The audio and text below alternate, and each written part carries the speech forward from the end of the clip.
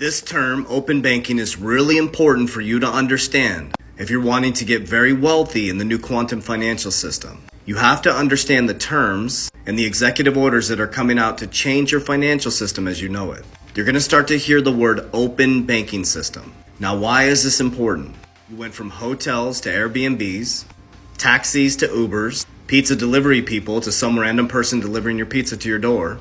We're moving peer to peer. As the World Economic Forum says, you're going to own nothing by 2030 and be happy. That's not part of what I'm talking about, but you see the narrative where we're going to. Now you're going to start to hear the term open banking. Let me break it down for you. Open banking is where the public and private sector come together, and it starts to break apart the monopolies that were controlled by a very few banks. The issue with this is the New World Order, bringing us into a one-world economy.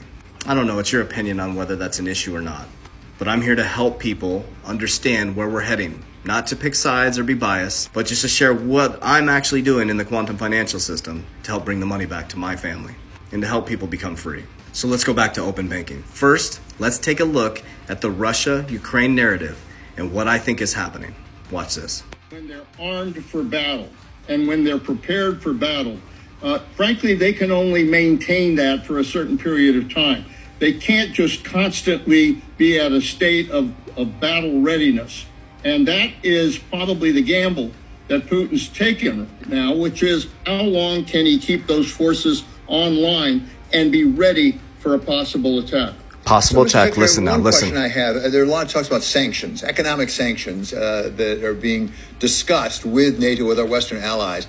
Putting aside the question of how effective they are, when you plan sanctions like that, when you're in the White House, do you take into account the possible effect on the U.S. economy if you impose those sanctions, particularly when you talk about things like interfering with the SWIFT payment system? Did you hear what I hear? The narrative, the SWIFT system. As Ray Dalio says, we're in the third phase of the economic system and change in an economic system. The narrative around war, which after every war, it changes society as we know it. We are heading to quantum financial system. They're saying the Russia-Ukraine thing, policies around the SWIFT system. Warriors, this is all about moving us into a new financial system. So please go do your research. Here's the executive order that Biden put out. You can read all through it. And there's companies like Ripple that support an open community of developers and can advance the solutions and innovation needed to allow businesses, consumers, institutions, and governments to fuel the engine of the new digital economy. Warriors, this is all by design, play by play, to move you into the new quantum financial system. But don't trust a guy with a scarf on when it's 85 degrees outside and a beanie. Trust the feeling and vibration it creates inside your body and act accordingly. Warriors, rise! Get your shit together. Click the link in my bio, join our 120-day challenge. We'll help you. Go ahead. See you soon.